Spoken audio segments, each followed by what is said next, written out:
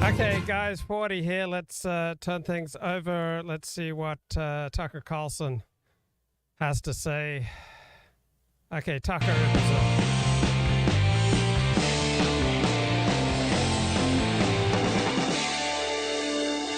Good evening and welcome to Tucker Carlson. Tonight, here in the United States, we've been so deeply engrossed in our own debates over whether men should be allowed to compete on girls' swim teams or whether it's immoral to carry our groceries in plastic bags that we have missed the fact that the government of China has been busy with its own agenda, taking over the world. In the space of just 15 years, for example, the Chinese have succeeded in recolonizing the entire continent of Africa. Didn't think that could happen? Well, it is happening. In Africa, China now calls the shots and takes the natural resources for itself, period. As of tonight, there is only one remaining African country that dares to recognize Taiwan, and it happens to be among the smallest countries in Africa, Swaziland. Everyone else on the continent obeys Beijing. But wait a second, how can this be happening? Isn't colonialism racist and bad? Yes, it is. And no one's worse and more racist than the Chinese. Joke to show you. Go on Chinese social media sometime and see how they describe the Africans they've subjugated. It's horrifying. So why isn't the New York Times writing stories about any of this? Africans they've subjugated. You know why? Because the New York Times is on China's side. That's why they all but ignore the brutal Chinese colonization of Latin America, which is also in full swing right now. Colonialism violates everything the New York Times once claimed to believe in, but that's okay because they never really believed any of it anyway. It was always about power. We came to Brazil this week to see for ourselves what the Chinese are doing to Latin America. We're making a documentary about it for our Tucker Carlson original series.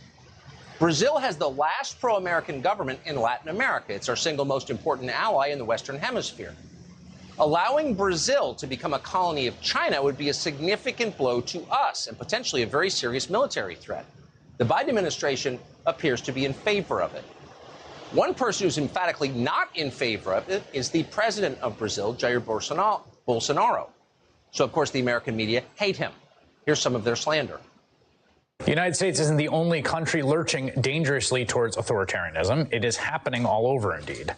Just yesterday, for example, Brazilians elected Jair Bolsonaro. Usually you don't get rid of an aspiring dictator through the electoral process. Brazil is going to have trouble with Bolsonaro. It's that same authoritarian, like women-hating, racist energy. He's the Trump of Brazil. President Bolsonaro doesn't believe in social distancing, doesn't want lockdowns, much more extreme than President Trump. Brazil's far-right nationalist president Jair Bolsonaro spoke at an event in Dallas.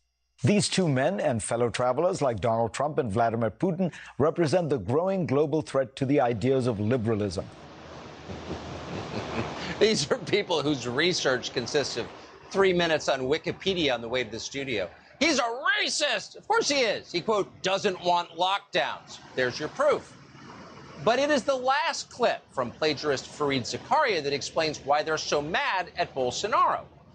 Bolsonaro, Fareed Zakaria tells us, represents a, quote, growing global threat to the ideas of liberalism. Liberalism, meaning neoliberalism, meaning globalism. And in fact, that is true. Bolsonaro is no Justin Trudeau. He's not a low-IQ fascist who'd be working as an Instagram influencer if he doesn't have his own army. He's not the president of Ukraine, who shuts down television stations that dare to criticize him and outlaws opposition parties and arms Nazis. In conventional terms, Bolsonaro is, in fact, liberal. He has done nothing to stop civil liberties in Brazil. But at the same time, he is a nationalist. He cares about his country. He resists China. Therefore, he must be stopped. George Soros hates him, and so does Joe Biden. Hi, everybody. He's not with the program. So naturally, we wanted to meet him. Yesterday, we did. We sat with Bolsonaro for more than an hour. And the first thing we learned is that the left in Brazil hates him very much. They tried to kill him when he first ran for president 4 years ago. With very little money and the backing of no party, he came out of nowhere to get 57 million votes. But he almost didn't survive to be elected. He was stabbed by a leftist almost to death at a rally, at which point the left funded lawyers to come in and rescue his attempted murderer.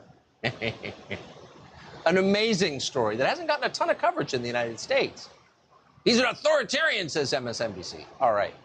So we asked Bolsonaro about the stabbing in our conversation. We also asked him about his Christian faith, which is on display, something else that triggers them. We asked him about our Supreme Court stance on abortion, his views on gun rights. And we asked him, fundamentally, why do you think you're so hated? Here's the first part of the conversation. The parallels between politics in Brazil and politics in the United States are striking to an American. You are opposed by a coalition of billionaires, college professors. Wow, this is some hard-hitting interview. Like, please tell me about your faith. Okay. So, here's the big story today, guys. Savannah Hernandez. What can we say? Big tech keeps trying to destroy my career, but I am relentless. I mean, this girl is relentless. Okay. Chat says, will Luke end up selling stiffness pills like Alex Jones? Keeping my question classy since he keeps his temple clean. I'm a 19th century Victorian gentleman. At least I thought I was until I went to visit a friend the other day, and he has a really posh place, and I needed to go visit the dunny at one point, and I mean, his dunny was cleaner than my kitchen. His dunny was cleaner than my living room. His dunny was cleaner than my bedroom. His dunny was cleaner than my office. I mean, it was just an amazing place, and thanks to these miraculous azo cranberry urinary tract health pills, all right, I just stood up in front of the porcelain bowl, and I mean, I just let loose a stream like a racehorse. And I've had a lot of women comment on what a strong stream I have. I mean, I think I was like plinking and like damaging the porcelain. The stream was so solid. I mean, you just ask anyone. It's like, just like sounds like a racehorse. And, I'm at the end, I just feel great. And it's like it's a posh dunny over at a mate's house. What could be better? And then I'm walking out, and I realized I'd left the bloody door open. I left the door open, and I mean, when I whiz, it's like a racehorse. I mean, just the splunking off the porcelain. And here I was thinking that I was this 19th century Victorian gentleman, but I realize I may be somewhat delusional. And there's nothing like talking to friends to make you realize how delusional you might be. So it was a moderately warm day. The other day, it was like, it was reaching 80 degrees, and there was sunshine.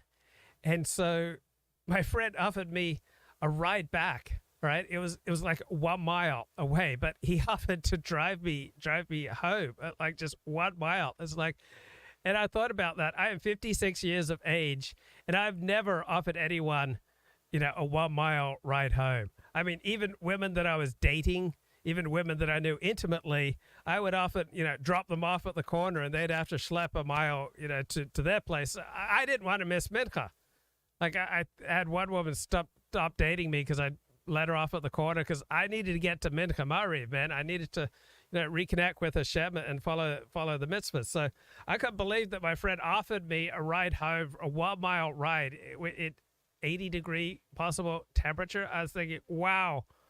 Well, I was kind of embarrassed because it would never occur to me to offer someone a 1 mile ride home.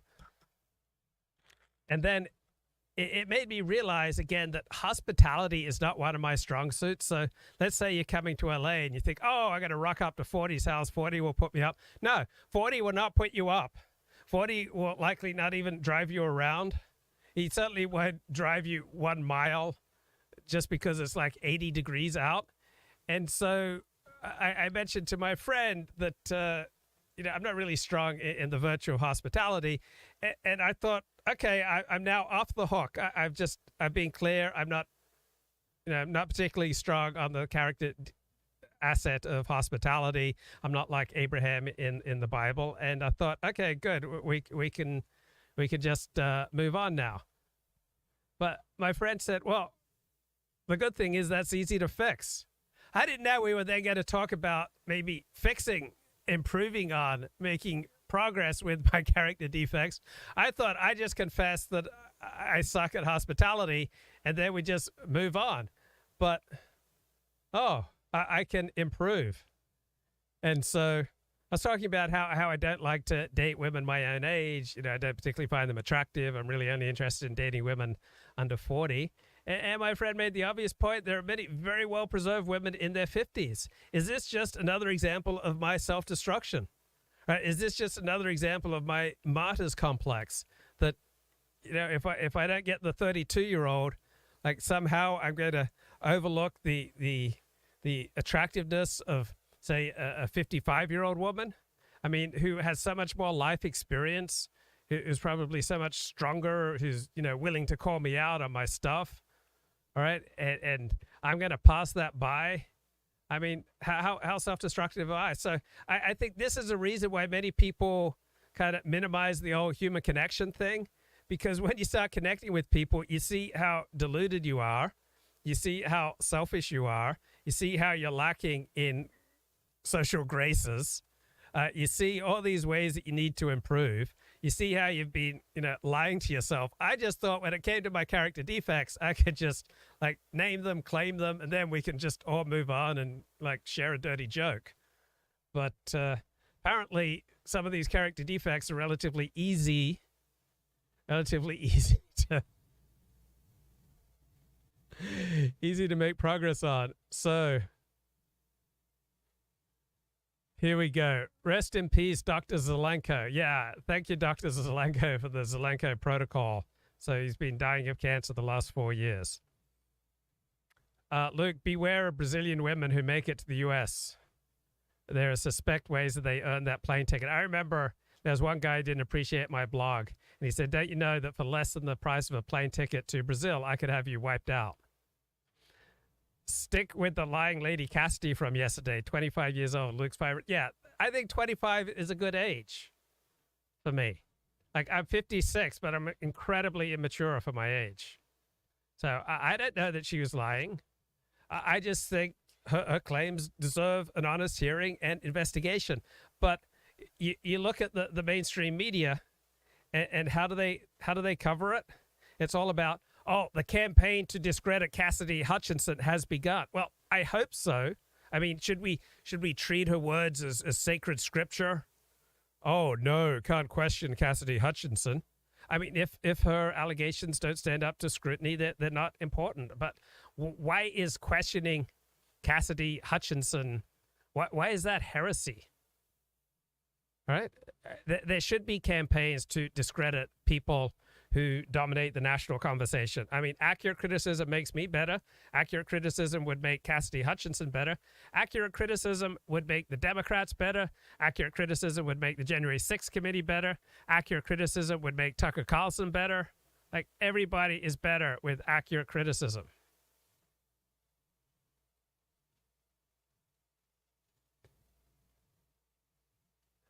Yes. Before he died, Dr. Zelenko shared his secret protocol with me, and he asked me to carry on his work.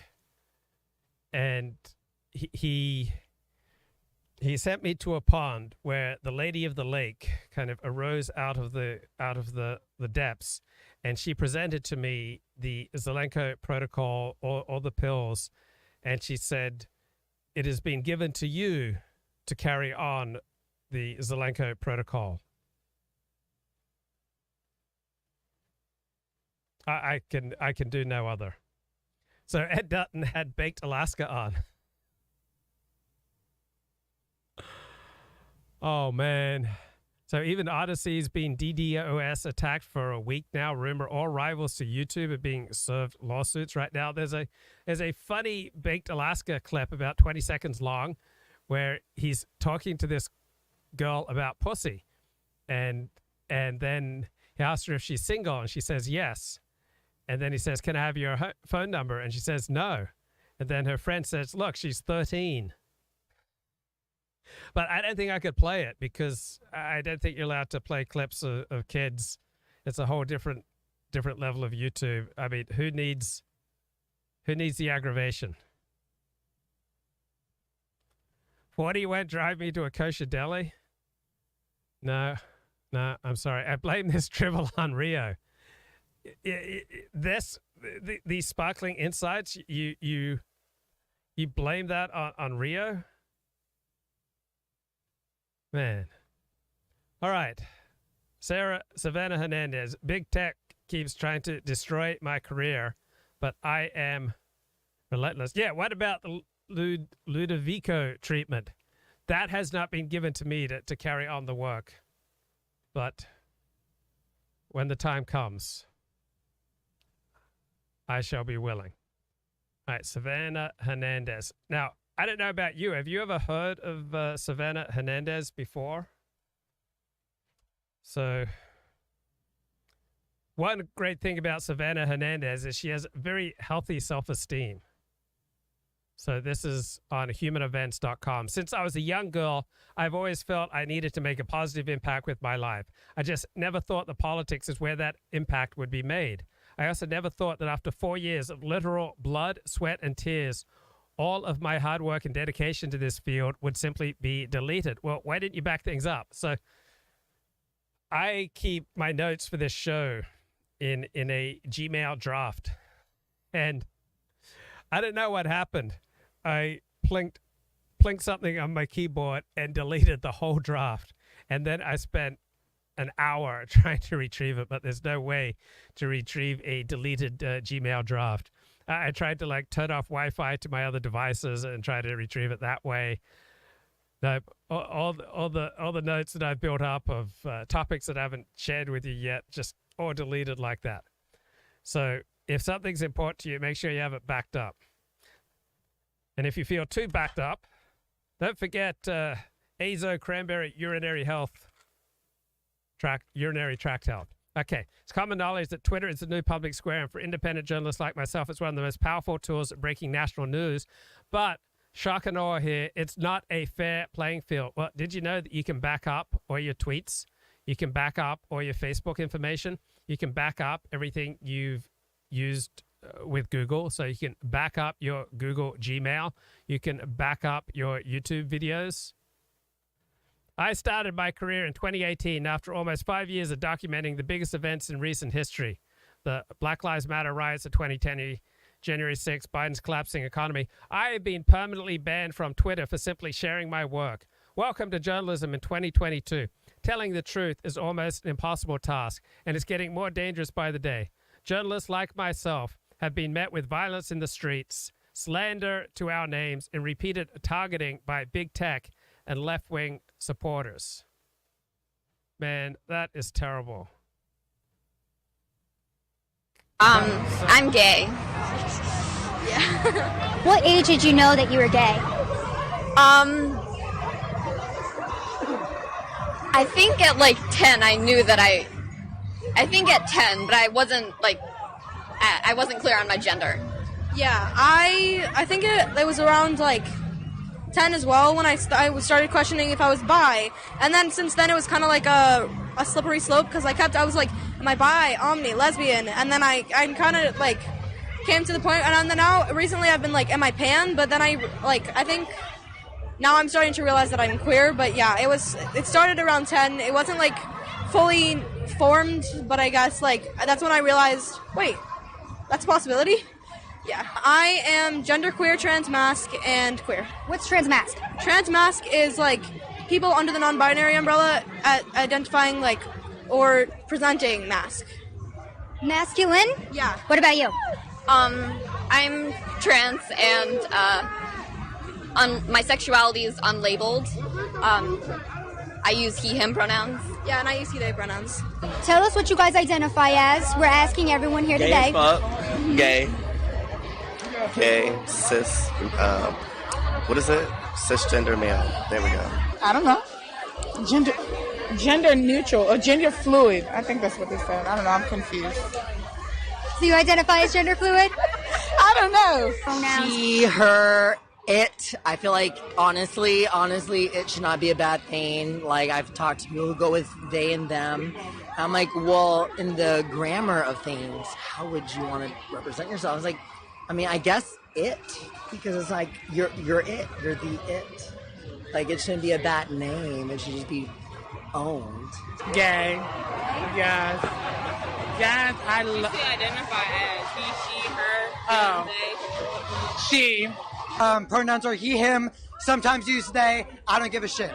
I guess you could call me gay. I'm homo-flexible, really. I do like some women, but mostly men.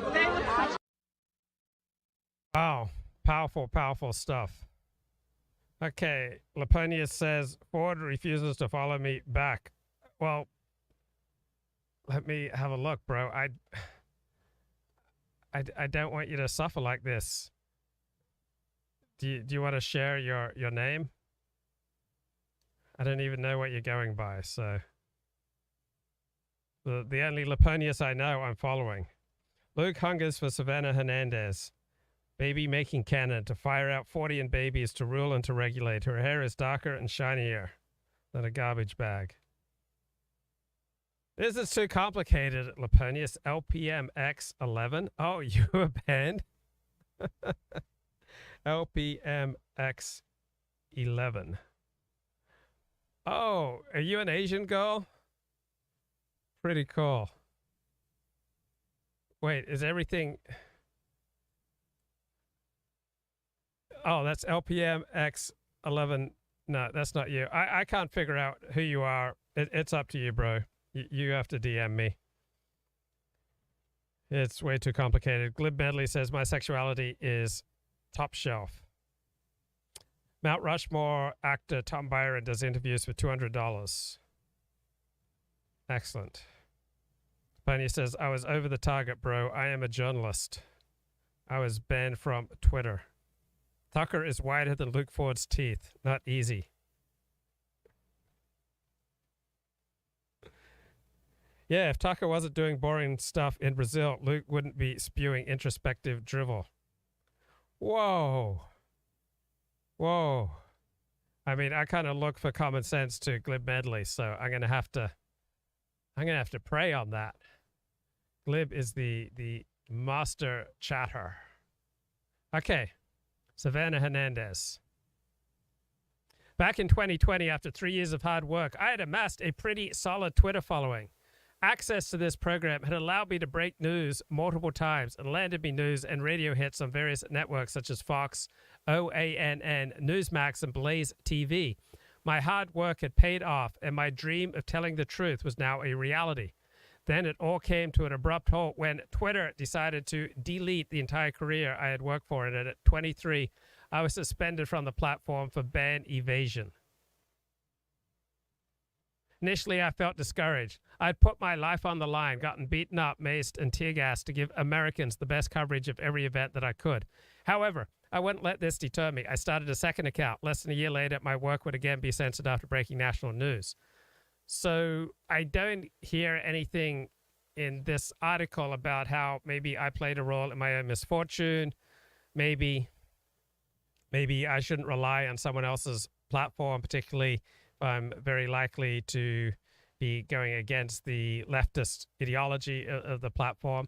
So if I back up all my videos, I try to back up everything that I do. Now, Chateau Artiste, he didn't back up his blog, and so when it was deleted from WordPress, apparently dozens and dozens of articles that he was in the process of working on were deleted, and he's never returned to blogging, so he was absolutely devastated. And her third Twitter account was recently taken down. I was called hateful, yet I simply allowed Americans to speak about the events they were participating in. I want to allow people to speak for themselves. This is why big tech seeks to censor journalists to provide documentation that refutes the narrative on a host of topics. Big tech is rewriting our reality every day. Guys, we cannot allow big tech to take control of our reality, and we cannot allow the media to sway the minds of millions. For anyone reading this who thinks that they can't make a change, I feel the exact same way every single day. You will be the one who saves America. If you see something that you don't agree with, speak out, stand up, and get vocal so that you can suffer the same horrible consequences that Savannah Hernandez did. We need to stop pushing back now, and we cannot let the truth die, no matter how hard that may be. our entire country and the next generation depend on it. And then the next article is Dr. Vladimir Zelenko, rest in peace. The man who gave us the Zelenko protocol for dealing with COVID that Dennis Prager endorsed. So you know it must be good. All right, so you're hearing this article by Savannah Hernandez, and you're thinking, well, 40, how do I overcome this rampant martyr syndrome? Martyr syndrome seems to play a huge role in pretty much everyone on the dissident right. So do you have martyr syndrome? Well, the good news is there are things you can do to overcome it and start living a happier, more positive life. So please, press 1 if you are ready to start leading a happier and more positive life. We can do this together. By learning to express your feelings more, I created a safe space online so that people could express their feelings more. Are you ready to challenge negative beliefs and expectations? Are you ready to set some healthy boundaries? Just doing these simple things, you will quickly start to notice a big difference in how you feel about yourself, your circumstances, and other people. If you are not quite sure where to start, don't worry. This article will help you guide you through the process of addressing your martyr syndrome and overcoming it. So anyone have an email address for Savannah Hernandez? I wanted to share this with her. Okay, number 1, expressing your needs. That's what I need to hear from you right now. I want to see you write down in the chat what your needs are. It's time for you to start expressing them, right? Stop expecting others to read your mind. If other people were going to understand your needs without you telling them, they would have understood by now. Good communication skills involve both speaking and listening. Wow, Lapania says, my life's work of 1 week was deleted from Twitter, bro. Have some empathy.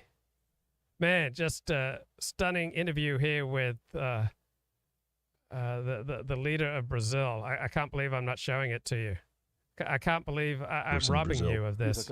I conducted my campaign anchored on a biblical passage, John 3:32. Thou shalt know the truth, and the truth shall set you free.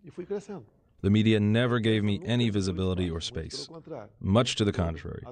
They attacked me all the time throughout the campaign.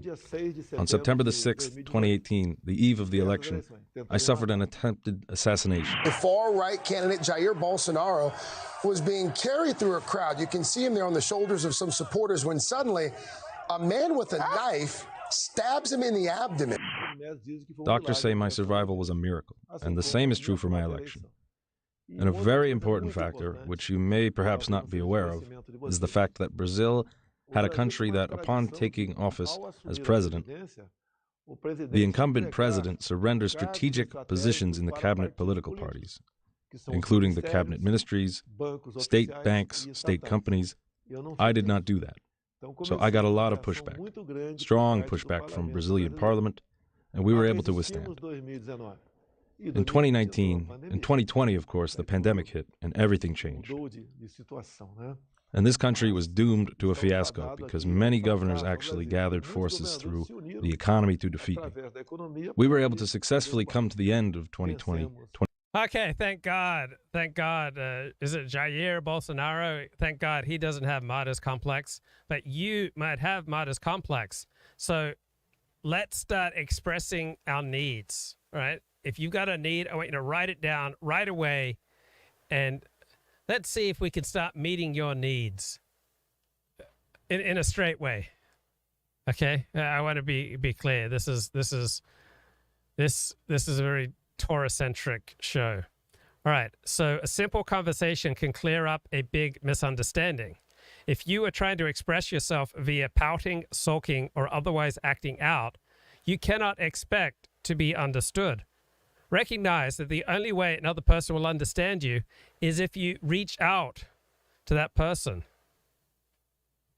What did Neil Diamond say about touching hands, touching you, touching me?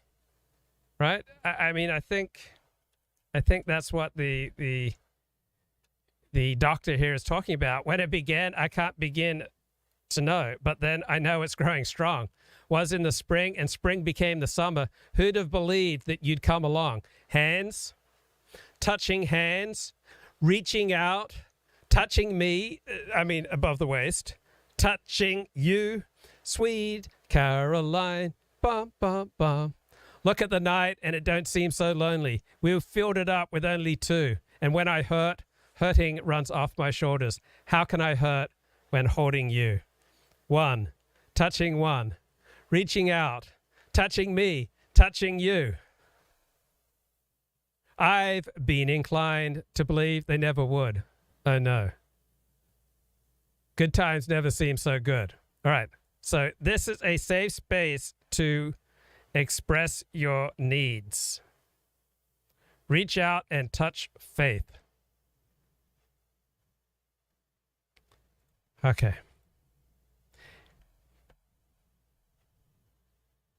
For example, do you feel like you're being asked to do too much at work? Have you told people in your office you need help? Or have you simply acted cold towards others? If you've not told anyone you need help on a project, chances are they don't know. Being cold towards your coworkers is not really communication, and chances are no one knows what the problem is on your end. So it's super duper important, guys, that you start sharing your feelings and expressing your needs. Like, how am I going to know what your needs are if you don't tell me? So please, please, please, please, pleasing me, pleasing you, state your feelings directly. The first step to direct communication is stating your feelings. When expressing yourself, please focus on what you're feeling. See, right now you might be feeling a great deal of boredom. You tuned in to hear Tucker Carlson. So your boredom may have turned to annoyance and like flaming anger by now. So please get in touch with whatever you're feeling and write it out in the chat. So try to abandon any mentalities you have convincing yourself that you are inherently the victim or that things are inherently stacked against you. I got to be honest, there is a reflex in me that is, I'm the victim. I've been screwed over since I was a little baby. It's absolutely no good. No matter how hard I try, I'll never succeed. That was a dominant emotion in my childhood. I'd like to think it's a little less strong these days, but it's still there. I've got the virus of victimhood inside of me. And only by reaching out, touching you spiritually, touching me, can we together overcome this, right? All you can know for sure are your own feelings. So focus on expressing your feelings. Please start with the words I feel when expressing yourself. So I feel ludicrous right now. I feel like, wow, my viewership is down to 9 live viewers. And when it hits 5, I've got a hurry sword here. I'm just going to go. Okay. So briefly state your feelings and the behaviors causing them. I can't believe that Kevin Michael Grace must have 70 live viewers right now, and I've got 9. 10. This reduces blame as you're focusing on your personal reactions over objective facts. See, there's no objective reason that it's better to have 70 live viewers than 10. Like if I had 70 live viewers right now, it might go to my head. I might become narcissistic. They might be abusive. They might encourage some of my worst traits. The perils of the e-personality might take over. But when I have 10 live viewers, it's very hard for me to be on some kind of narcissistic high. For example, do not say, you guys gave me too short notice for this project, and now I have to work harder than everyone else in the office. Instead, say something like, I feel overwhelmed because I didn't get enough notice about the project. You see the difference there? It's important to use I feel language and focus on the present moment. So now I've got 12 live viewers, man.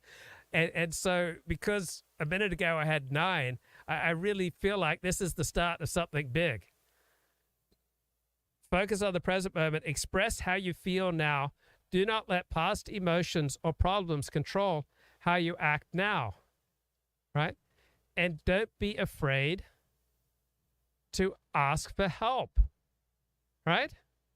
Do you feel like you need a little extra help right now? This is a safe space. We're all We're all friends here. We're all here to support each other.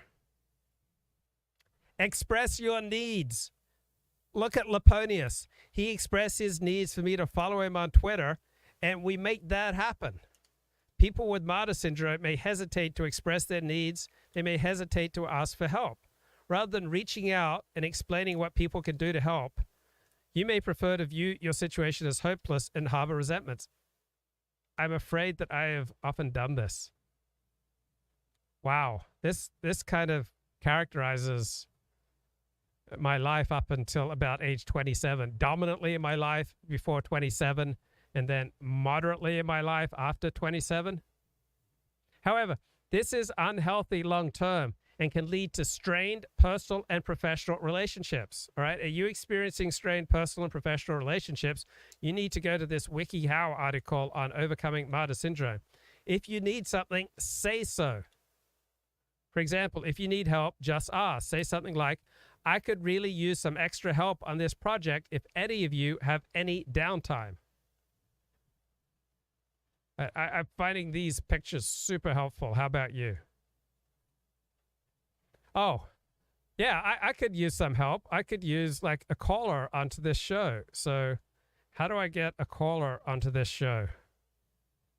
I don't know. Maybe I'll play some Tucker. Price of fuels, which in turn, of course, reflects in higher inflation levels. The left wing uses that tries to use that to defeat me. If they do come back to power, in my view, they will never go back or go out of power again. Even former President Lula, I mean everything he says, despite all the foolish things he says, and despite attacking so many people, such as Christians, for example, when it comes to the issues such as abortion policy, and the apparent partnership he has with many crooks and thieves, he wants many crimes to no longer be crimes.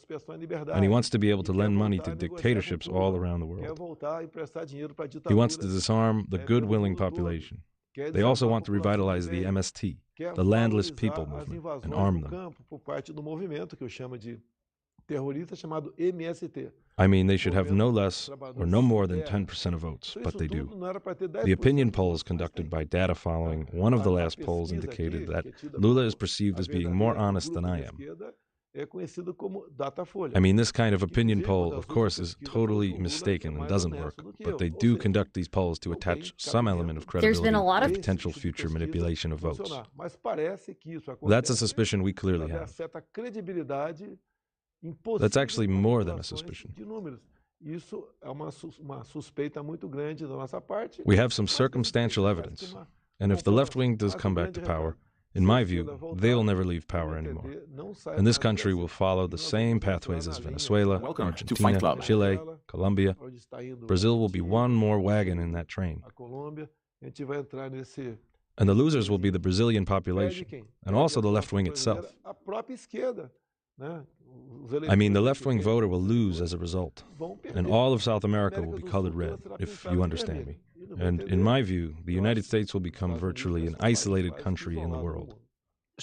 Okay, powerful words there from the president of Brazil. But let's get back to overcoming martyr syndrome from WikiHow. All right, guys, you need to avoid escape mechanisms. People with martyr syndrome may have built-in escape mechanisms to help them avoid communication. I would often do this. Like when a girl would like me and I would feel too awkward, I would kind of run away. Yeah, I would often run away. I remember like people would notice like women hitting on me and I would just be overcome by shyness or shame or something, and I'd just kind of ignore what was going on. Like they'd say, you're just making yourself oblivious. Like she was really into you. So if you are frustrated or upset by a situation, think about the ways you handle that other than communicating directly. Learn to recognize and avoid these mechanisms to begin with. So some people may behave in a negative fashion to entice others to guess what's wrong. So instead of expressing yourself directly, do you sulk or act cold towards someone who has upset you? Yeah, I used to give people the silent treatment. Or just be kind of sulky or whiny or bitchy. You may also complain about the issue in ineffective ways. For example, you may whine or complain continually, refusing to listen to advice or suggestions. You may also complain to other people around the person who's frustrating or upsetting you while withholding information from them. So am I wrong, or does pretty much everybody on the distant right suffer from martyr syndrome? Like, tell me, this is a free, open place for you to express your needs. If I'm wrong, just tell me, 40, you are wrong. But I think martyr syndrome is dominant in the dissident right. I think this is a really useful prism for, understanding how the dissident right works and how much of the world works. You may find excuses for not communicating. You will convince yourself you are too tired or too busy to talk things out directly, or I would just get too emotionally flooded, or I think about reasons why this person isn't, worthy of me putting some effort in. Writing in a journal is a great way to confront your daily life and to process your emotions in a healthy way. So please feel free to use the chat, right, to process your emotions in a healthy way. I don't feel like you guys are really engaging with this high quality content, right? I'm just getting through the chat here, and I'm just not seeing a lot of, open expression of feelings. And I want to know what's going on. Why are you afraid to be emotionally naked right now? There is no need to be afraid. This is a safe space. Damn, my mic was running way too hot there. I'm sorry if my mic was just way too intense for you. But now I don't think I'm hot enough. So confusing. Please tell me the right amount of hotness for my mic. Okay. Examine your feelings. Understanding the causes and issues behind your martyrdom can help you make positive changes in your life. Try to get in touch with your own emotional state. Question why you might act like a martyr. Now, you're saying, 40, I'm ready to do the work about my martyr's complex. I'm ready to do the hard work of swallowing my Prozac pill every day. That's just masking the problem, all right? It may be a good thing to do. It may have more benefits than costs, but there's no valid excuse. If you've got a problem like martyr's complex, you need to do the work, and I'm here right now reaching out, holding you, holding me. I'm ready to do this work with you. Right? If you can identify the cause, you can identify the solution, and we can all graduate from martyr's complex, and we can become happier, healthier, more effective, more successful people. We can become better, clearer, cleaner vessels for God. Right? Do you have low self-esteem? Do you ever find yourself thinking that you are worthless? Do you feel that you are unable to control your own life? When you feel upset, can you identify what is causing it? Or are you unsure? Do you often hold grudges? This article is great, isn't it? I mean, this is high quality stuff. Is there something from the past that you can't let go of? Do you often see situations as hopeless? Why is this? Does it help you avoid uncomfortable situations? Does it help you justify your current state of life? Right? Please recognize that you have choices. Martyr syndrome is often marked by a feeling of helplessness. You may feel you are inherently the victim in life, and that will not change. While there is a lot one cannot change about any given situation, learn to recognize where you can make choices, right? God, grant me the serenity to accept the things I cannot change, the courage to change the things I can, and the wisdom to know the difference. Right? When you recognize where you can change things, this will help you feel more in control of your life. Kenneth Brown argues that Judaism is not a race. Well, Ashkenazi Jews do have particular genetic traits, so I think it's fair to say that Ashkenazi Jews have many of the characteristics of race. I only feel low self-esteem with women. That's it. Bro, that is self-deceiving. If you've got a sector of your life where you're suffering from low self-esteem, the answer is not to avoid women or to avoid that area of life.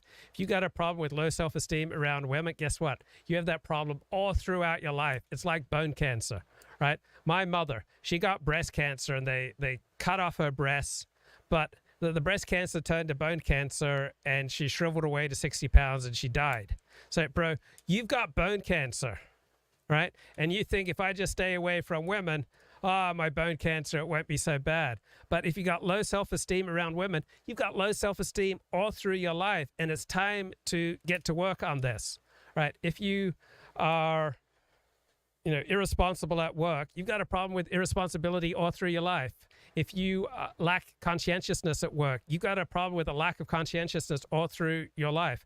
If you say inappropriate things at work, you have a problem with being inappropriate and socially awkward all through your life. If you got a problem in one area of your life, I guarantee you that problem is all throughout your life. It's just brought, straight in your face in certain areas in life so that you can't avoid it anymore. So I get occasional attacks of anxiety and shame, and I tend to make bad decisions. I drive badly. All my choices just kind of compress down. I become much more reactive. I lash out, or I whimper and hide and kind of make like a turtle. All right. These flooding examples of anxiety and shame, right? They're not just really in those occasional times when it's like, oh wow, I'm having an anxiety attack, or oh wow, I'm getting flooded with shame. No, anxiety and shame are chronically with me. It's just that there are only certain situations where I can't ignore them anymore. Right? So if you occasionally have problems with anxiety, I guarantee you've got, like me, disproportionate levels of anxiety flowing throughout your life. It's just that certain situations you can't ignore it anymore. Who is Kenneth Brown? He's a deep left joker. I'm just not smooth with women because they are unreasonable and not logical. Bro, they just... look, this is an example of writing unenforceable tickets on other people. It's like, oh, women, they're not reasonable, they're not logical, right? Everyone works out of a different rule book, and we have to extend our empathy to understand, like, how does Vladimir Putin see the world? Like, how do women see the world? How do Jews see the world? How do blacks see the world? How do Muslims see the world? Like, we can understand it. Like, from an outside perspective, Godward podcast trajectory is like hilarious or bizarre depending on your orientation. But if you put in just a little bit of empathy, you can kind of understand, oh, so this is how Godward podcast ended up as Godward podcast. But it takes a little bit of effort. You can't just like laugh at him, or you can't just dismiss him. All right. You need to throw in some empathy for the fairer sex. Women just want some thick flirting emotions, and I just can't reach those levels. Bro, there's a whole world of interactions with women that's open and possible for you. And I tell you what, if you reach out to me, I'll reach out to you, and together we're gonna make some major progress here. Right? Women don't just want thick, flirty emotions. Oh boy, Eric Stryker's take on overturning Roe v. Wade. I can't wait to hear that. Wow, I'm queuing that up right now. Thank you, Bones Mode, for these excellent suggestions.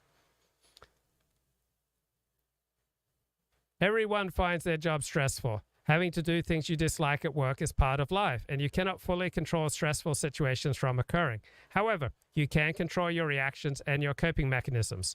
The next time you encounter stress at work, pause and remember you have choices. Think to yourself, I can't completely get rid of these stresses, but I can control how I react. I can make a choice to stay calm and deal with this effectively. So right now, I've got 12 live viewers. Right? So this could cause me stress or shame. I could run into people at synagogue and they say, oh, why do you make these videos? Nobody even watches them. Like, why are you wasting your time? Why aren't you studying Torah or earning more money or, going to a sports bar and meeting chicks? When faced with a difficult situation, sit down and make a list of everything that you can do to make a difference. This will help you feel as though you have more control in your life. Right? And stop expecting to be rewarded for your suffering. Wow, we're really getting into it here. Some people volunteer to endure pain and neglect with the hope of being rewarded. Yeah, I know someone like that. People feel that being a martyr will lead to things like recognition, love, sex, other rewards. Think about how you expect to be rewarded for your martyrdom, and please share it in the chat. And share in the chat, like, who are the prominent members of the dissident right who do not have martyr's complex? Think about how often you talk to other people about your martyrdom. Do you think that you use this behavior to get attention from others? Many people are relationship martyrs. You may find yourself putting a lot more into a relationship than you are receiving. Often, people feel like giving and giving to difficult people will eventually result in those people changing and becoming more loving and caring. But ask yourself whether this has ever really happened. In most cases, giving more than you receive in a relationship does not result in the other person changing. It just builds resentments and frustrations on your end. So what are some best practices if you've got martyr's complex? I didn't realize that WikiHow is such an awesome website. This is just great advice. I'm feeling so much cleaner, clearer. I'm getting healed. Can you feel the power? I feel the power. Like when someone calls me by my name, I recognize it. So when I was younger, people would call me Dick Sniff, and it's like, oh yeah. But now, like when I hear like mother hunger, it's like, oh yeah, I got mother hunger, and I've got, father hunger, and I've got, martyr syndrome, and I got maladaptive daydreaming. I mean, that's worse than cancer. Identify your unspoken expectations. People with martyr syndrome often expect a lot from others. You have ideas of how people should behave that are not always reasonable or realistic. If you find yourself frequently feeling victimized by others, pause and check your expectations. Check your white privilege. Think about demands you place on others. Ask yourself what you expect from people around you and whether these demands are reasonable. For example, in a romantic relationship, you may expect your partner to match you in certain ways. Say, you prefer working out with your partner, but your partner prefers to work out alone. You may find yourself assuming you're the victim. You may feel your partner should want to spend time with you, so they're automatically in the wrong. Ask yourself whether this is reasonable. If you're unsure, you can ask a trusted family member or friend or Professor 40 for their perspective. Next step, examine your beliefs. Martyrdom is closely associated with certain religious and philosophical beliefs. If you have martyr syndrome, it may be related to your underlying Weltanschauung, your worldview. Think about whether you choose to suffer for your beliefs. Consider whether you're trying to live up to an impossible standard or if you are demanding perfection from yourself. If you feel guilt, spend some time examining how you view the world. Your worldview could contribute to your martyr syndrome. Now, I don't think many people have the following problem, but cutting back on your workload. Lower your standards. Many people with martyr syndrome feel overwhelmed or victimized because they both take on too much and expect a lot from those around them. Ask yourself what you expect from others and examine whether this is realistic. What you expect of yourself is often the same as what you expect from others. Adjust your expectations to a more reasonable level. This will improve both your relationship with yourself and others. Except not everything will turn out the way you wanted. Hey, Luke, do you know Kenneth Brown? Have you ever spoken to him? No, I don't know Kenneth Brown. He was not interested in talking to me. Don't think he wants to talk to anyone outside of his hug box. You guys aren't really engaging with this material as I expected. Except not everything will turn out the way you wanted. If you expected yourself to complete a certain amount of work within the day, do not beat yourself up if you miss the mark. Instead, appreciate what you did get done. For example, say your spouse brings home the wrong brand of toothpaste from the store. Instead of getting angry, be appreciative that you have toothpaste at all, and this is one less thing for you to do. So imagine that you tuned into this show to get some dissident right politics, and this isn't what you're getting, so you feel really miffed. But instead, you're getting deeper insights into the dissident right by learning about martyr syndrome and how to overcome it. So really, this is pretty awesome. And you're doing something special here. You are spending quality time with other people. Focus on spending quality time with others rather than running yourself ragged all the time. Spend time with others. This will help you learn to appreciate people in and of themselves, regardless of whether they meet your expectations. Strive for small, relaxing interactions like this one, such as chatting over lunch or a live stream, as well as taking a day off to unwind with family and friends. Keep in mind that not everyone is good company. Certain family members or classmates make you feel bad about yourself. Don't spend time with them. Yes, good people make you feel good. Bad people make you feel bad. Focus on spending time with people who make you feel happy and relaxed. Avoid people who drain too much of your energy, as interactions with them may leave you tired. Next point. Don't be afraid to seek help from others. People with martyr complex may convince themselves they cannot ask for help. Chat says, I'm probably expecting my same wisdom from others, but tough to accept not having it recirculated. Thoughts on UCLA joining the Big Ten? Sounds exciting. Kenneth Brown argues that Elon Musk is Napoleonic or a Julius Caesar type figure who wants to use populism to dislodge the ruling aristocracy.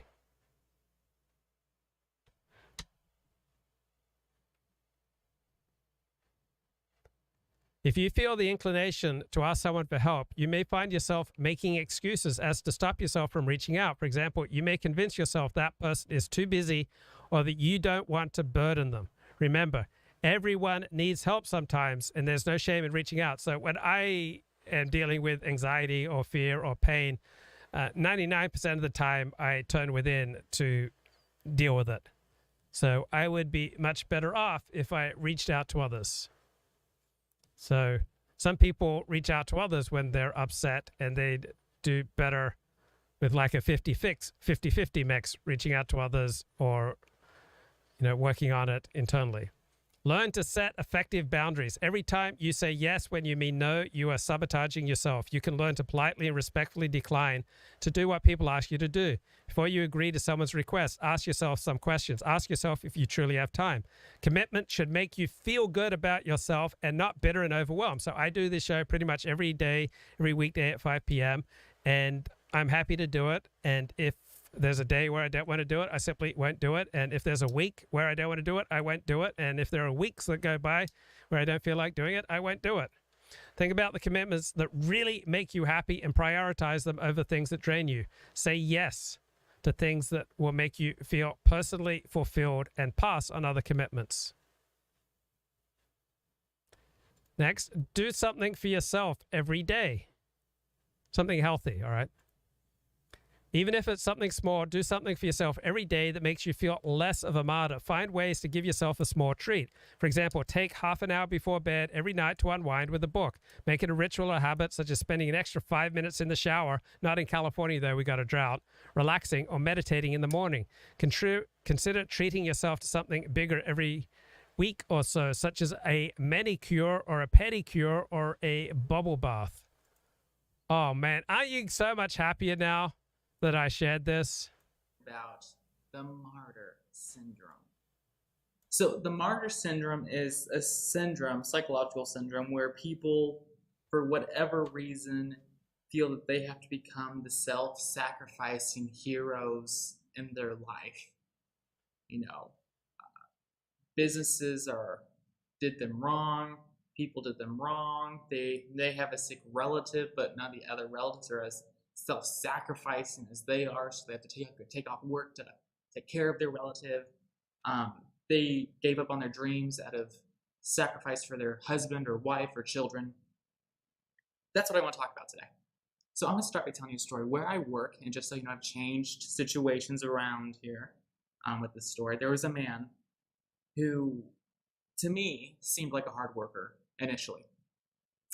He told me stories about how his daughter was struggling in school, how she was really smart, and how she was being picked on, and just nobody understood, not her classmates, not the teachers, not the faculty, not the administrative department of the school. Nobody understood what this child was going through.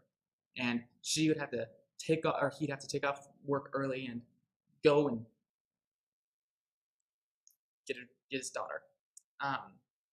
So that's how it started with this child. Then it started to become that he had a sick brother, and the hospital didn't know how to take care of him, and his sister didn't know how to take care of him, and his parents didn't know how to take care of him. So he had to take off work to take care of the sick brother. Then his wife lost her job, and the corporation was out to get her, and blah, blah, blah, blah. So it eventually got to the point where he missed so much work, not because of illness, but because of this martyr syndrome complex that he had, that he was actually fired. He was let go. And I know from first-hand experience, his boss gave him every chance in the world. And then on top of that, he got an even better job, a good job. Keep in mind, his wife did not have a job either. And he quit that job to take care of his sick brother. I may sound cruel, and I apologize for that, but there's a line you cross when you have a sick relative. And it wasn't so much, in the way he would tell these stories, it wasn't so much how, oh, poor sick brother, and my brother's going through, blah, blah. It was all from his point of view and all how it affected him and how he couldn't do the things he wanted to do and how he was the one who was suffering, how he was the one who was sacrificing it all. And the brother was just an example. The brother was one of many issues that popped up during that time. But I want to tell you how to deal with people with the martyr syndrome. Because I'm a little impatient in that regard. I believe in it. Sometimes I don't like excuses. Not my best area. I did some research for this post. What they say you're supposed to do, you're supposed to listen to them as they talk, and you're supposed to acknowledge that you've heard them speak, but yet at the same time not give them anything to reward their self-pity. Yeah, don't reward people with martyr syndrome with super chats. Don't reward them by subscribing. Don't reward them by sharing. Don't reward them by giving a thumbs up. All right? So don't say, oh, poor you, or don't say, I don't know how you do it. Because that just, I call this a monster. It just keeps feeding the monster, and the monster gets more and more demanding. Another thing you can do is be blunt. Call them out. Don't call them out personally, if that makes sense. Call out their behavior. Your behavior's been something else. I don't know how exactly you would word it. But, and the research I did said that, the person may try to deflect it back on you, may point out your faults, trying to get away from their own, may deny. But I think it's always good, no matter what is going on, that we are aware that other people are onto us. Because we all think we're so clever and nobody's going to figure it out. Right, so don't reward people acting out with martyr syndrome. So the first result in Google for martyr complex is a terrific article on WebMD. So martyr complex, it's a recognized psychological pattern. It is marked by self-sacrifice and service to others at your own expense. So identifying martyr traits and tendencies prevents burnout and stress on your relationships. So the martyr complex is closely related to victim complex, or the victim mentality. They share similar motives, conditions, and behaviors. These are all marks, generally speaking, of losers. Right? At its core, the victim complex means someone views themselves as a victim of their life events. They often express that bad things always happen to them. They're always getting fired. They're always getting evicted. They're always getting ejected. They're always getting deplatformed. They claim they have no control over their life. They don't take responsibility for the things they do. So victim mentality provides people with a sense of safety and validation. I'm just such a truth teller. That's why I'm always being deplatformed, man. As the victim, they don't have to take the blame for their actions. They get attention from the people around them, and they're validated by support from others. So don't validate victims and martyrs. Don't give them attention. By putting the responsibilities on others, they sacrifice their own control and their own ability to act. They rely on others for their self-worth. So I enjoy having a large viewership, but I don't depend on my viewership for my self-worth. It's an added bonus. It gives me more energy. It's more exciting. There are more opportunities when you have more viewers. But I used to regularly stream, always over 100 live viewers, and now that's fairly rare.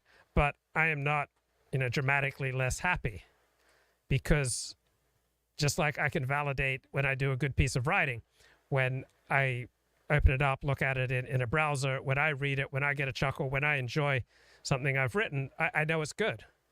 And if other people come along and say it's good, then that's wonderful, but I don't need that to happen. So we can become increasingly internally validated. Doesn't mean you pay no attention to what other people have to say, but it shouldn't be the primary determinant of your sense of worth.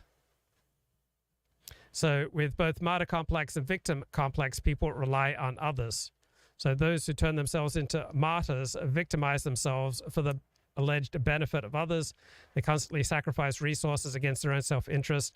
So a martyr loves to take on the role of the hero. So I had a therapist who, no therapist has ever used martyr complex with me, but she pointed out that I don't want to see you end up as the old guy on the bar stool telling people what he could have been. And another friend said, oh, you think you're this big heroic truth teller, but if you're really revealing such dangerous truths, you'd be dead by now. So my friend just saw my heroic truth telling as self-destruction. People who use martyr behavior tend to have good motives for doing so. Sometimes they're forced into the role of martyr because of their environment, and many people in service-based professions develop a martyr complex. So martyr complex behavior differs depending on the cause.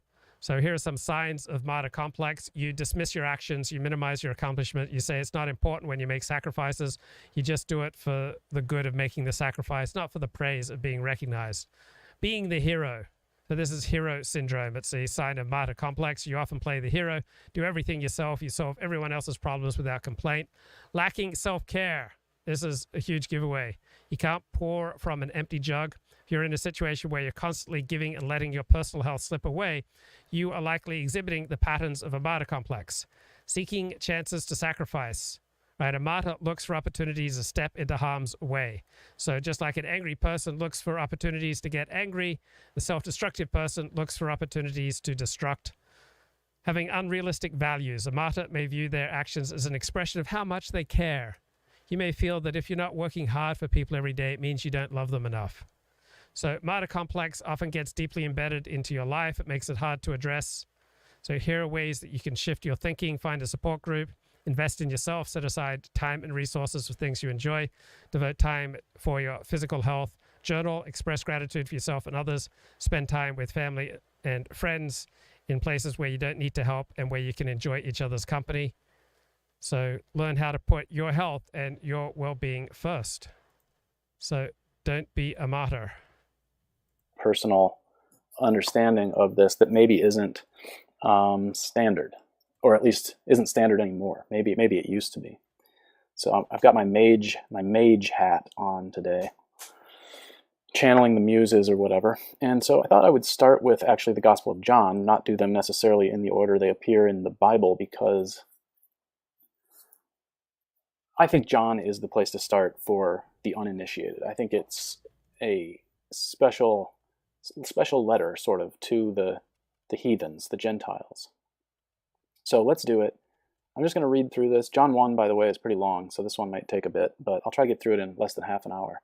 And I'm just going to do, I think I'll do all 21 or 24 chapters or whatever it is in John. All right, the Word became flesh at the beginning. By the way, I'm going to use the ESV version, I think, because I'm probably most familiar with that one now. So what the heck is going on with Godward here? Like, why is he using this weird filter? And so the following commentary is not about the real person behind Godward Podcast, because I haven't had any personal interaction with him for years. I've never met him in person. So I'm just responding to the things that he makes public. I'm talking about the persona as exemplified by this or that aspect of the Godward Podcast persona, quite different from Godward Podcast, the real human being. Right? So I think that's a significant difference. Now, I'm looking at his comments here on his video, and he says, the Gospel of John is the one that clicked with me. So why does this particular gospel really click with him? And he says, I'm thinking much more about what the Gospels mean to Gentiles. So a distinction like that might signify something to Jews that it doesn't to Gentiles. He's saying, I don't really care. Well, Christians really do care about Jews. Jesus was Jewish. He spent his whole life among Jews, and Christians want Jews very much to validate their understandings about Jesus. So Godward says, Judea back then, meaning 2,000 years ago, was probably almost as Hellenized as Tel Aviv is now. Really? I'm sure some parts of it were, but I'm not sure this is based on much historical scholarship. He says, as evidenced by Josephus's description and other accounts of Herod's debauchery and the zealots' disgust at widespread immorality. So those are some historical sources, but they're not the only historical sources. So it seems like he's cherry-picking history to suit a particular agenda. So it's not altogether clear that Rome would have had a particularly high view of Hebraic morality, even given Caligula's depravity. No. Strongly identifying in-groups don't tend to have high regard for out-groups' morality, so there's nothing particularly distinctive about that. The world was fallen just as ours is. All right, so I don't spend much time on faith. So statements of faith, the world is fallen, our world is fallen. All right, it's meaningless to me. So why should those Jews' interpretation of their Torah have mattered much? Well, because Christianity came out of Judaism, and Christianity has long had a particular desire for Jews to validate them, and Jews by and large have not, and this has caused great anger and frustration and violence and genocide at times on the part of Christians. Maybe we, the Hellenized, the modern, the new, can improve on all that mess by actually following God. Okay, so when people say they want to follow God, I'm curious what that actually means practically. So the Christianity that Godward podcast espouses is not recognizable. All right, it's his own idiosyncratic version. So he talks about being a Christian and following God, but he doesn't do it in any recognizable fashion. Right? I don't think any of the clergy in his denomination or any related Protestant denomination would recognize this as, oh yeah, this is fair dinkum Christianity. So he wants the benefits of espousing a muscular Christianity without having to pay any of the prices that come with when you actually join a holy community. So I am part of a holy community. I live in Los Angeles Orthodox Judaism. That makes many, many different demands on me. Right? I have to give up significant limitations to my freedom. There are jokes I can't say. There are things I can't say. There are things I can't do. There are places I can't go.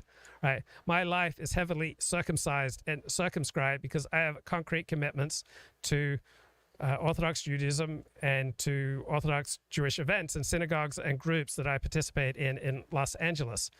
I don't get the sense from the Godward podcast persona. Remember, I'm only talking about an online persona. I know absolutely nothing about what's going on with Godward, the human being behind the persona.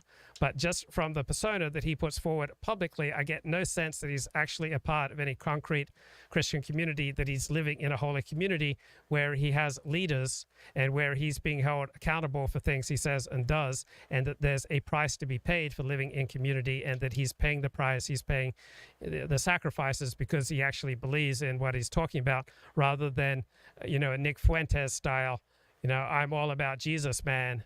But when you look at Nick Fuentes, you see, absolutely no signs that this is someone who is sacrificing for his faith. Like, if you are serious about your faith, if you're serious about your religion, what are you giving up for it?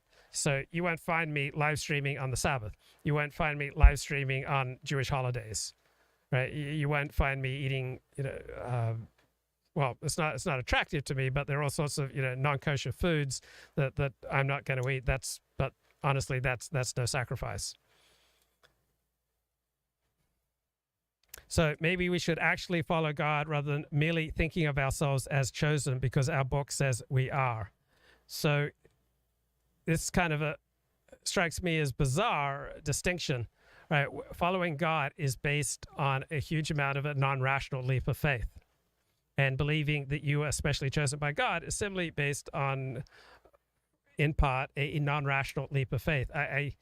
I don't get terribly exercised whose non-rational leap of faith, is more rational than the other. These are all just leaps of faith. Now, there's this widespread misconception that Jews believe that they're God's chosen people because there's a book telling them that. No. Every individual believes he's the center of the universe, and every people believes that it is specially chosen, by the universe. It is playing some kind of special divine role. And the the people who became the Jews, certain members of that group were particularly gifted storytellers. And so, of course, they would tell a story about how they are at the center of the universe, just like other gifted storytellers in other groups tell similar stories. Everybody thinks they're the center of the earth. The word China means center of the earth. Japan has the rising sun on its flag because it historically is believed that the sun rises first on Japan and then goes to the rest of the world. And Dennis Prager made a good point, that given that every people believes it's specially chosen, why does the Jewish belief in chosenness attract so much enmity? And his point is, well, many non-Jews also believe that the Jews are specially chosen, and they resent it and they hate it. So Jews, like non-Jews, believe that they have a special role to play in the universe, and Jewish storytellers have developed on that theme. Or if you have a religious perspective, you believe that, God gave the Torah, and is because of the ongoing relationship between the people who became the Jews and God, that there became this conviction that Jews had something special going on with God. So that's my experiential understanding. It's not, chosenness is not something that Jews just read in a book and go, oh yeah. Authority is up for grabs, not a given. Yes. So radical interpretations make sense here. Well, some radical interpretations can make more sense than others. Now, this is a disturbing part of Godward's public persona over the past few years. Rome could have gone full fascist and eliminated them, but an even better strategy might be to amend their narrative so as to bring about a non-violent final solution.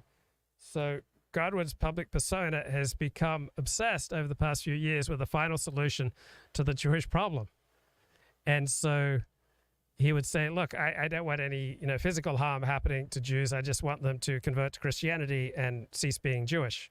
So I don't want a physical genocide of Jews. I want a spiritual genocide of Jews. Accepting that as plausible, right, we can then discuss whether that was good or bad, ethical or unethical. Yeah, why can't we just have a reasoned discussion about genocide? Like, why do people get so up in arms about these reasonable discussions of genocide? But it's a discussion, not a foregone conclusion, right? It's a discussion, guys. It's just a discussion about genocide. Why can't we have a discussion about genocide? So in the beginning was the Word, Logos, and the Word was with God, and the Word was God. He was in the beginning with God. All things were made through him, and without him was not anything made that was made. In him was life, and the life was the light of men. The light shines in the darkness, and the darkness has not overcome it. All right, so from my Jewish friends, who most Jews have zero interest in the New Testament. All right. Most Jews have zero interest in the Book of Mormon. Most Jews have zero interest in any scripture, including their own scripture. But for those few Jews who've actually read the New Testament, they tend to be horrified. It's like, wow, this really is a hateful book. And on the other hand, I don't think that the New Testament is any more inherently hateful than any other scripture. It all depends on the context where the strands that are hateful can become activated. But a lot of my Jewish friends strongly disagree with that. It's like, oh man, the New Testament, yeah, a friend says, New Testament is a hate book. I didn't realize it till I began reading it line by line. It's appalling. I'm not even saying that in my usual flip, provocative way. I literally believe it to be a hate book. I don't believe it is a hate book. But I think pretty much any scripture or any piece of writing that is particularly passionate and intense, it can detonate in some people under some circumstances in a hateful way. If it was written today, it would be considered hate literature. And I reject the Old Testament as hate too. This is a facile comparison. Look, that question surprises even jaded me. My question was, is the New Testament any more hateful than the Old Testament? So I challenge you, make the case why the New Testament is more hateful than the Old Testament, because I don't see that. New Testament is a polemic against Jews and Judaism, that's it. No, I think that is an element to the New Testament. while stealing Judaic modus operandi and conceits. Well, it sees itself as fulfilling Judaism, just like every new religion doesn't say I'm a new religion. They all new religions see themselves as fulfilling previous religions. My Jewish friend says the New Testament is repulsive from top to bottom. And I certainly don't see that or think that way about the New Testament or Christians. Christians are drawn to Old Testament stories, but no Jews, with very few exceptions, are interested in New Testament stories. Your relativist thinking doesn't hold. It's like in China, they play Mozart, but in Vienna, they don't play Xiao Bang Fat. Cultural truth flows in one direction. No secular Jews are remotely interested in the story of the Gospels. It's not even a particularly great story. It's just a guy hateful and angry, always hungry, nasty, going around healing a few people, telling them not to tell anyone, then yelling that people don't know who he is because of the time in which it is being framed, and it's being much more recent history. The Old Testament is a national Genesis story written by one people for one people in an ancient warlike context. The New Testament is written by scorned Jews hating those who won't go along with their court, then seeks to equate them with Satan, and by definition now these Jews are in opposition to the entirety of mankind. They're not even human. They have scales over their eyes. They're hateful toward men. It's not even about conquering and killing. It's that these Jews are a demonic race who not only deny Christ, but openly acknowledge he is God and still want to kill him. Only Satan does that. And so my friend says, it's no accident that Godward loves John. He doesn't start with Mark, the first chronological gospel, or Matthew, the first canonized gospel. So John really speaks to him. So one theory I have is that intellectuals love Gnosticism, right? The idea that there is secret knowledge that's not available to the masses. And so Judaism is like the anti-Gnostic religion. Like Judaism says, here's the Torah. It's right here. You can read it. You can understand it. You can practice it. Though there are elements of Gnosticism within Judaism, overall, the religion is kind of anti-Gnostic. Well, I mean, what an opening. It's different than all the rest of the Gospels, which are sort of narrative openings or, with the genealogy. Here we have more of like a philosophical, theological sort of claim, right? The word, this logo. So I think there is tremendous significance to this blue filter, not the fact that there's a blue filter. And it's not just that Godward is, finding his way on YouTube. He's experimenting with different things. He's artistically inclined. No, I think this is a symptom of his search for identity, because Christianity, as he presents it, is just not recognizable to me in any mainstream brand in America. Now, he may be right. He may have the true stuff and everyone else is false. But I get the feeling from Godward podcast public persona, don't know the man personally, had no communication with him for years. But from his public persona, as reflected in this weird blue filter, this is someone struggling towards identity. Just someone always trying things to kind of fill the void inside, to try to build up a sense of self that is much more resilient. So there are all sorts of little things that can come along, and from an outside perspective, they seem minor and trivial, but we all contain the virus of depression within us. And so the best antidote to depression is the construction of an identity. And so that's what I see is going on here. It's the construction of an identity, so a way to make oneself much more resilient. Now, there are techniques for success. There are techniques for success on YouTube. There are techniques for success in earning money, but they require that you put things ahead of your own comfort, your own ego, and what you want to do. So I do the shows that I want to do. I don't think about you, the viewer, right? I don't think about what you want. People would prefer that I only talk about distant right politics, right? And that would be the path to live streaming success. Give people what they want. It's a field I know something about. There's reasonable audience for people who are interested in my perspective on distant right politics. And that audience is about 500 times larger than the audience that actually watches me. So if I was to give focused content that people are interested in, then I'd have to subordinate my own preferences to improve my viewing numbers and my income.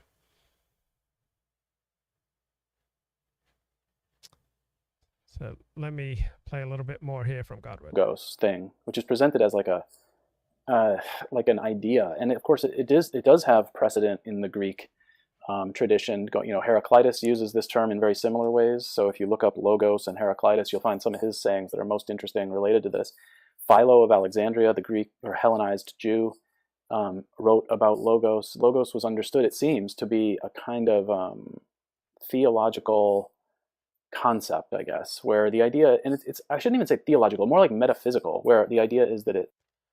Okay, so I haven't watched every video, but my sense is that Godward is not nearly as good on his own, just as I'm not nearly as good without Godward. Like, I think Godward and Dennis Dale and myself and Kyle and Rustin, and we were all better when we were working together and bouncing off each other and being caught out and arguing and discussing and provoking and stimulating each other. So I don't feel like Godward's hit his stride. I don't feel like I have recaptured the fun that we had in early 2018 when this used to be much more of a communal discussion. So we're all struggling here. Godward 40. Kevin Michael Grace. I don't think we are as compelling separately as we were together. And so these videos that he's doing don't work for me, just like I'm sure my videos don't work for him. But I'm striving for something. Godward is striving for something. We're both trying to build something. We've had intimations of live streaming that works, and we want to get back to that place. So there is the Jewish Annotated New Testament.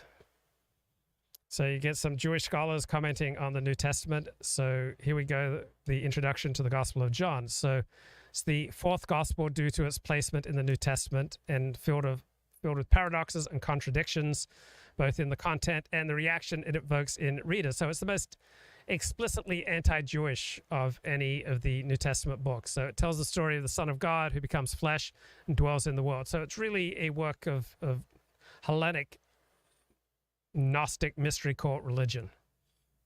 So there's the Son of God who becomes flesh, he dwells in the world, he dies an ignominious death that nevertheless marks his exaltation, ascension to God, and by participating in eating his flesh and drinking his blood, you too can have salvation, right?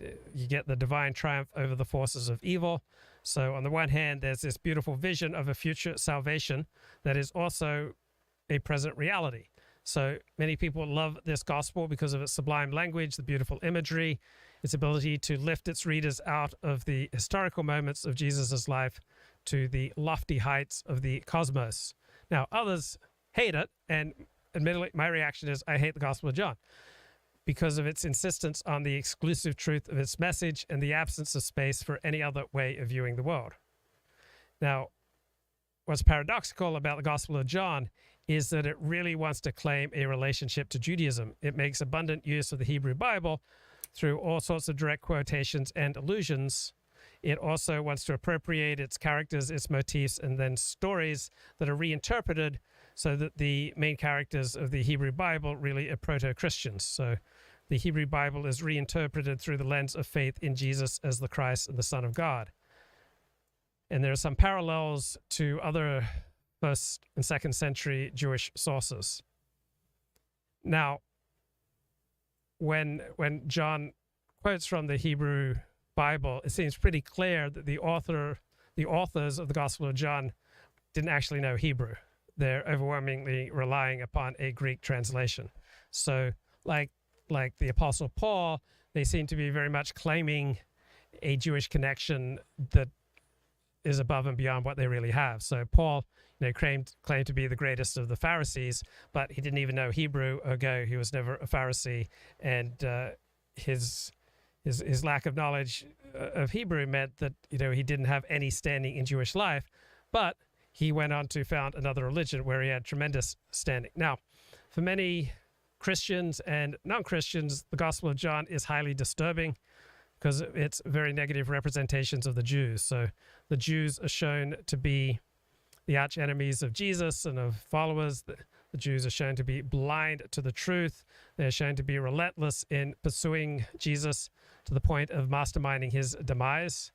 And their behavior demonstrates that they have relinquished their relationship with God and that they are instead children of the devil. So John's gospel has been called the most Jewish and the most anti-Jewish of the gospels. So it's generally considered to be the latest of the 4 canonical gospels written. So probably talking about years 130, 150. So the first books in the New Testament were first, meaning when were they written, were written by Paul. And then the Gospels were reconstructed based upon the teachings of Paul. So I wonder what's going on Hannity. Let's get a little Hannity here. Themselves. There's nothing too compassionate about illegal immigration, nothing compassionate about aiding and abetting law breaking, nothing compassionate about turning the country into the United Sanctuary States of America under Joe Biden. Earlier today, the Supreme Court did rule 5-4 in favor of Biden, allowing the administration to end the highly successful Trump-era Remain in Mexico policy, which requires that those seeking asylum stay in Mexico while their claims are being heard. Voters, they are taking notice of Biden's America Last immigration agenda.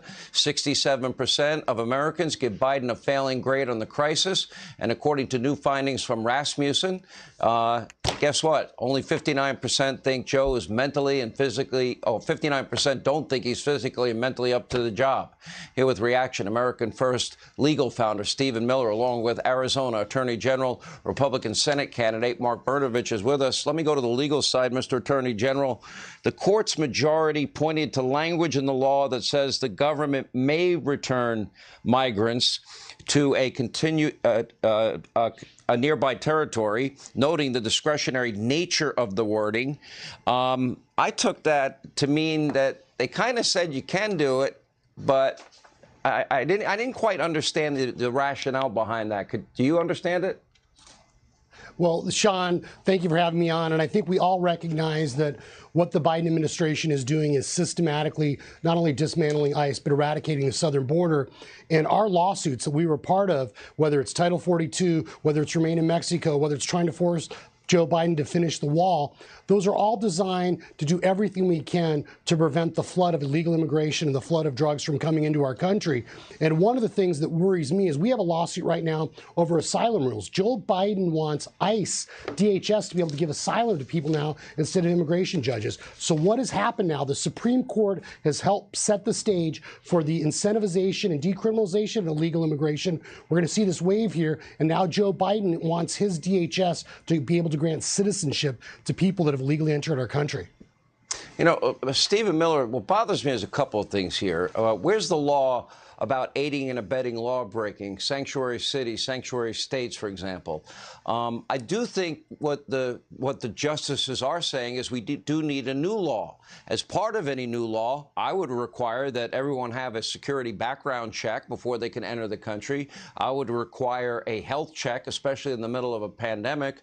I would require that they show that they will have the means to take care of themselves and not be a burden on the American taxpayer, and that they go through the process legally. We're talking about illegal immigrants here. But yet, I guess the court doesn't really see it that way. It's kind of hard to understand the reasoning behind it. Well, we were all disappointed with Kavanaugh and Roberts going the other way on this, but let's get to the heart of this issue. Donald Trump built the greatest border security regime in the history not only of our country, but any country. I was there. I saw it firsthand.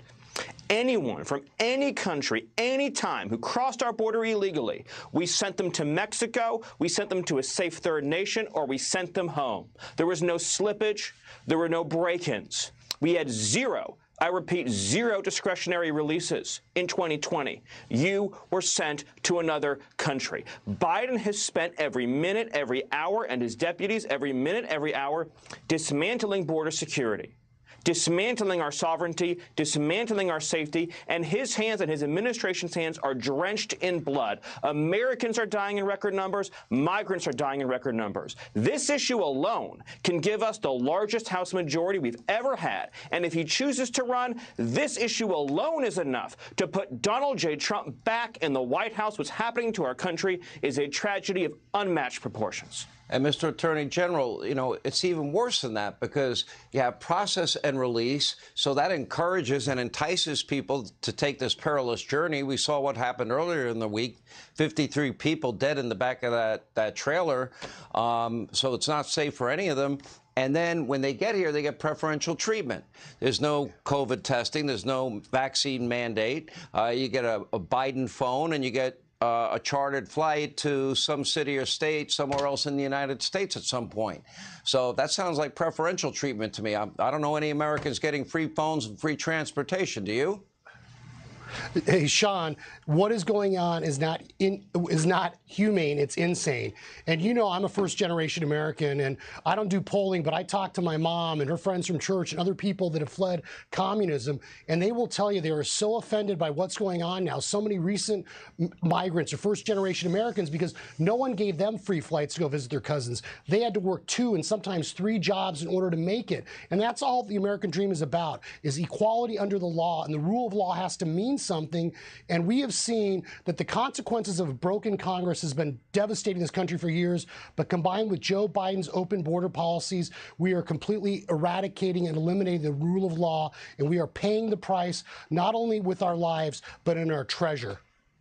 Wouldn't I, Stephen Miller, if I met somebody entering the country and helped them cross the border illegally and drove them to whatever state, wouldn't I be guilty of aiding and abetting in a crime? Wouldn't I be guilty of human trafficking? Because I think I would. You would be jailed for multiple felonies. Let's be very clear. Whereas Donald Trump declared war on the cartels, war on the smugglers, and war on the traffickers, Biden and his deputies are co-conspirators. They are guilty of human smuggling. They are guilty of human trafficking. And I hope a new Republican majority, if they win, will appoint a select committee, subpoena each and every individual responsible, and wherever the facts support it, refer for criminal prosecution. What is happening is complicity in human smuggling and trafficking.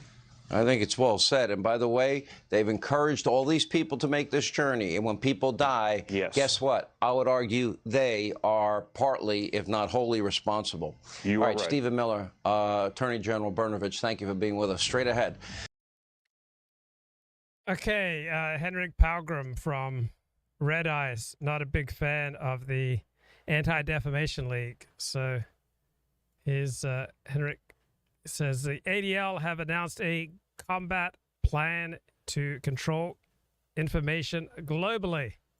Right? Speaking of Martyrs Complex, anything that exposes Zionism, criticizes Israel, AIPAC, or questions disproportionate Jewish influence is reframed as hate and extremism. The combat plan is a comprehensive 6-part approach for federal, state, and local governments to consider policy frameworks to fight domestic and global anti-Semitism. The combat plan's 6 points are: condemn all forms of anti-Semitism, regardless of the source, and respond to anti-Semitic incidents in timely, specific, and direct ways. Oppose hate and extremism driven by anti-Semitism by improving hate crime data collection and reporting, and adopting government-wide measures to combat all forms of domestic anti-Semitic extremism. Make communities safe from anti-Semitism. Protecting the physical security of community institutions and safeguarding Jewish students in post-secondary institutions. Block anti-Semitism online. Adopt whole-of-government measures to combat all forms of online anti-Semitism. Act against global anti-Semitism by amplifying international efforts and strengthening the office of the U.S. Special Envoy to monitor and combat anti-Semitism. And finally, teach about anti-Semitism. Promote understanding of Jewish people today, and include anti-Semitism in anti-bias education and related trainings. ADL's combat plan offers a wide-ranging policy agenda to stop the defamation of the Jewish people and to protect democracy, securing a just and inclusive society. So Jews who are involved with the ADL are rarely Orthodox Jews. So Orthodox Jews, by and large, put no energy into combating anti-Semitism. There's no commandment in the Torah to combat anti-Semitism. It's something that fills the lives of Jews who are not particularly interested in Judaism, but they need something to fill the hole. Speaking of filling the hole, here's Kenneth Brown. Christianity, which is an imperial religion, which has commonalities with the Vedics and with the Zoroastrians and the Egyptians, who all had multi-ethnic empires, who all had imperial religions. Judaism, in my opinion, points toward the idea of a multi-ethnic origin with the 12 tribes, 12 distinct nations living in 12 distinct regions. Yes, these were very small regions, right? Judea and Samaria, this is a small area of the planet Palestine. It's a small, teeny little thing the size of Long Island, but at the time, you have to understand that without cars, that on the other side of the world, North America, if you look at the West Coast, there were language families of Native Americans living within 40 miles of one another who couldn't speak common language. There was no mutually intelligible language. So it's entirely possible for an extremely tribalistic environment to have 12 different nations of people living in a very small geographical area that later, through the adoption of languages like Hebrew and Aramaic, were able to coalesce into a single unit. But it's an interesting concept. And yeah, it's an interesting concept for which there's no evidence.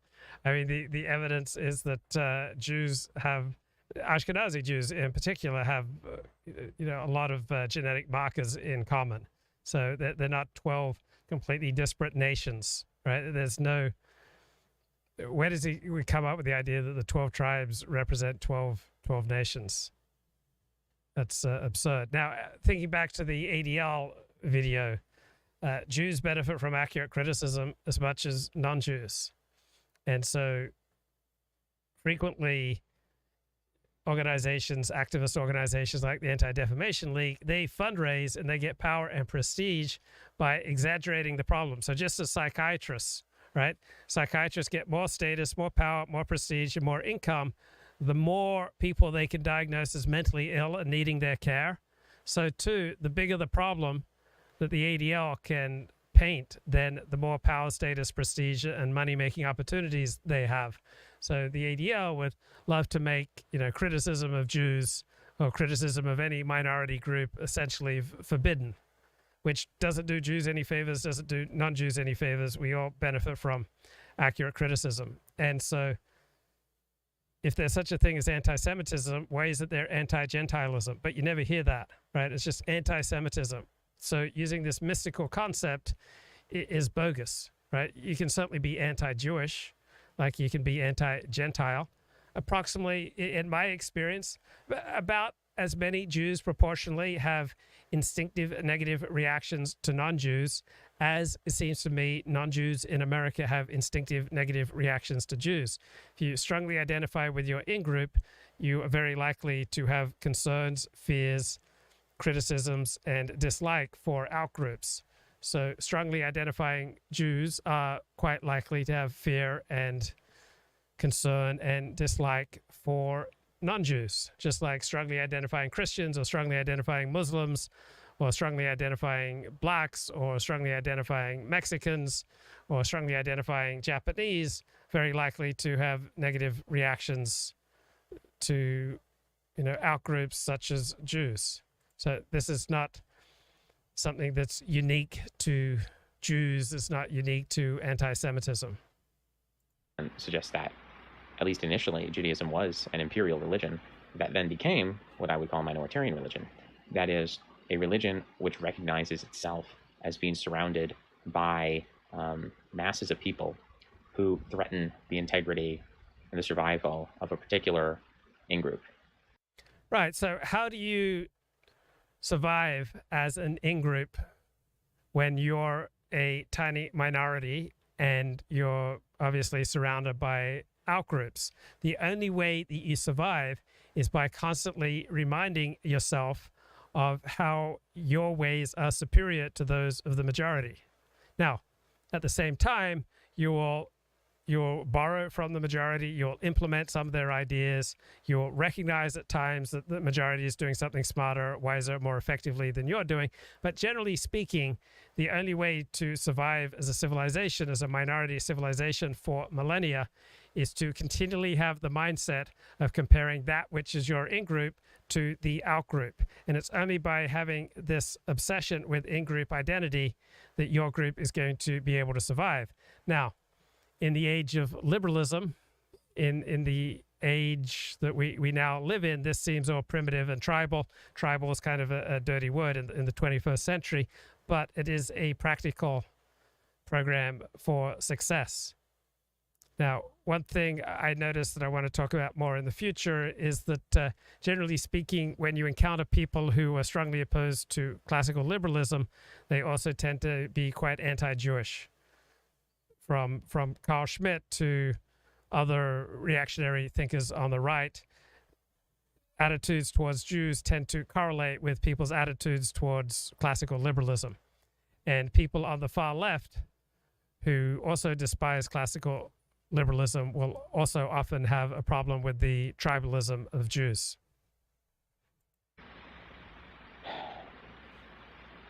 Within Vedic religion, there is the concept of caste, which is meant to preserve distinctions between people.